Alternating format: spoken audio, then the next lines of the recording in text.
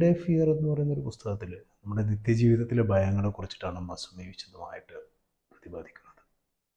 നിത്യജീവിതത്തിലെ ഭയങ്ങൾ എങ്ങനെയാണ് ഫാസിസ്റ്റ് ഭരണകൂടങ്ങൾക്ക് വളമാകുന്നത് എന്ന രീതിയിലാണ്.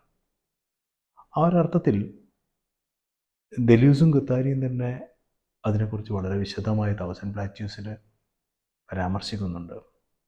അതിലൊരു വരി ഓർക്കുകയാണെങ്കിൽ, it was in the horror of daily life and its environment that Hitler finally found his surest means of governing the legitimization of his policies and military strategy.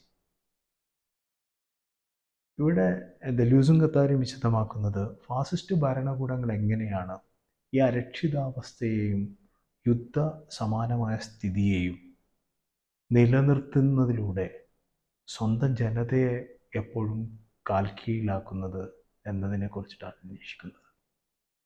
ആ ഒരർത്ഥത്തിൽ ദെലൂസും ഗത്താരിയും എപ്പോഴും ഓർമ്മിപ്പിച്ചുകൊണ്ടിരിക്കുന്ന ഒരു വാക്കുണ്ട്, ഫാസിസം എന്നത് അതൊരു ക്യാൻസറസ് ആണ് എന്ന് മാത്രമല്ല, അതൊരു മരണത്തിൻ്റെ ക്രമം കൂടിയാണ്.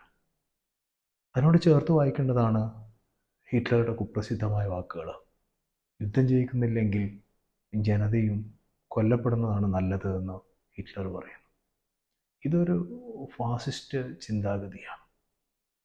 ആ ഫാസിസ്റ്റ് ചിന്താഗതി ഗതികെട്ട അവസ്ഥയിൽ വേറെ വഴിയൊന്നുമില്ലാതിരിക്കുമ്പോൾ സ്വന്തം ജനതയെ തന്നെ കൊലക്കു കൊടുക്കുന്നതിലേക്ക് ഫാസിസ്റ്റ് ഭരണകൂടങ്ങൾ മുന്നിട്ടിറങ്ങുക തന്നെ ചെയ്യും.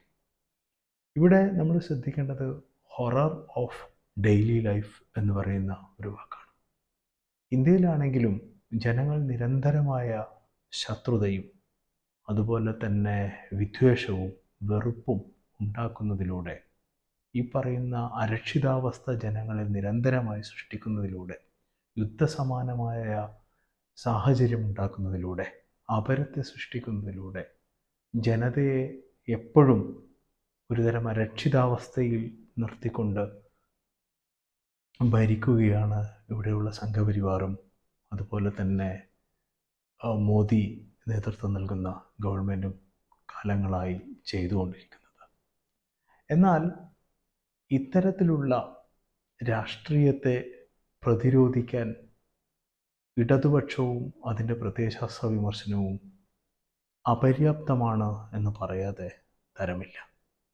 ആ ഒരർത്ഥത്തിൽ മസുമിയൊക്കെ എപ്പോഴും പറയുന്നൊരു വാക്കുണ്ട്, ഇടതുപക്ഷത്തിൻ്റെ രാഷ്ട്രീയം എന്ന് പറയുന്നത് അത് ആൻറ്റി എഫക്റ്റീവ് പൊളിറ്റിക്സാണ്. അതിന് ഭാവശക്തികളെ മനസ്സിലാക്കാനുള്ള ശേഷിയില്ല.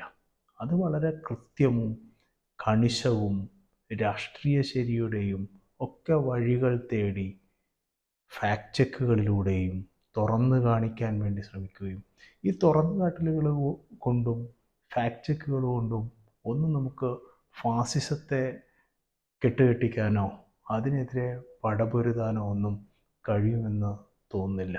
കാരണം അത് ജനതയുടെ ഓരോ കോശങ്ങളിലും ഒരു വളരെ ക്യാൻസറസ് ആയ ഒരു അർബുദ ശരീരമാണ് ഫാസിസം എന്ന് പറയാതിരിക്കാൻ നമുക്ക് വഴിയില്ല. ഇനി ഏത് അസംബ്ലേജ് എടുത്തു കഴിഞ്ഞാലും അതിൽ ഒരു ഫാസിസ്റ്റ് പാരനോയിക് പോളും അതുപോലെ തന്നെ മറ്റൊരു തരത്തിൽ ഷിസോഫ്രീനിക്കായ ഒഴുക്കുമുണ്ട്. ഇത് നിരന്തരമായി ഈ ടെൻഡൻസിയെ മനസ്സിലാക്കുകയും മനുഷ്യൻ്റെ അബോധവുമായി ഏറ്റവും ചേർന്ന് നിൽക്കുന്ന രാഷ്ട്രീയം മുന്നോട്ട് വയ്ക്കുകയും ചെയ്യുമ്പോൾ മാത്രമേ നമുക്ക് ഒരു ജനതയെ വിപ്ലവാത്മകമായി പരിഷ്കരിക്കാൻ വേണ്ടി കഴിയുകയുള്ളൂ എന്നതാണ് യാഥാർത്ഥ്യം. ഫാസിസത്തിൻ്റെ മാത്രമല്ല, മുതലാളിത്തത്തിൻ്റെ തന്നെ ഒരു ഗതി പരിശോധിക്കുകയാണ് നമുക്ക് മനസ്സിലാവും. നമ്മളൊരു തരം ഡിസിപ്ലിനറി സൊസൈറ്റിയിൽ നിന്ന്, ഒരു അച്ചടക്ക സമൂഹത്തിൽ നിന്ന് സമൂഹം ഇന്ന് ഒരു നിയന്ത്രിത സമൂഹത്തിലേക്ക് മാറി. ഇവിടെ സൂപ്പർവിഷൻ ഇല്ല എന്നല്ല, അത് കുറഞ്ഞിട്ടുണ്ട്. പോലീസിങ് എന്നതിൻ്റെ അപ്പുറം ഒരു നിയന്ത്രിത സമൂഹത്തിലേക്ക് കോഡുകളിലൂടെ കാര്യങ്ങൾ നിയന്ത്രിക്കപ്പെടുന്നു. നമ്മളൊക്കെ നടന്നു പോകുമ്പോൾ എത്രമാത്രം ചെക്ക് പോയിന്റുകളാണ് ATM കൗണ്ടറിൽ പോയി കഴിഞ്ഞാലും, ഇനി മറ്റ് ഏത് സ്ഥലത്തു കൂടെ നമ്മൾ യാത്ര ചെയ്ത് കഴിയുമ്പോഴും ഈ നമ്മുടെ വിവരങ്ങൾ എൻകോഡ് വിവരങ്ങളുടെ ഒരു ഡീകോഡിങ് എല്ലാ സ്ഥലത്തും നടന്നുകൊണ്ടിരിക്കുന്നുണ്ട്. ആ ഒരർത്ഥത്തിൽ കോഡുകളാണ് ഒരു നിയന്ത്രിത സമൂഹത്തിൽ പ്രവർത്തിക്കുന്നത് എന്ന് മനസ്സിലാക്കാൻ വേണ്ടിയിട്ട് കഴിയും. ഈ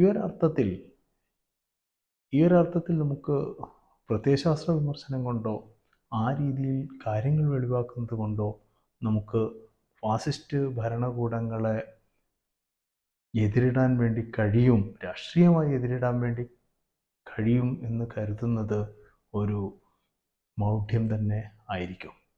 ഫാസിസത്തെക്കുറിച്ച് വളരെ വിശദമായി ഡെലൂസിനെയും ഗൊത്താരിയും പോലുള്ള ചിന്തകർ പരാമർശിക്കുന്നുണ്ട്. ഞാൻ അത് അത്തരത്തിലുള്ള കാര്യങ്ങൾ കൂടുതൽ വായിക്കാൻ താല്പര്യമുള്ളവർക്ക് എനിക്ക് തോന്നുന്നു ഡെലൂസ് ആൻഡ് ഫാസിസം എന്നൊരു പുസ്തകമുണ്ട്. ഇത് ഇൻ്റർവെൻഷൻ സീരീസിൽ പുറത്തിറക്കിയ ഒരു പുസ്തകമാണ്.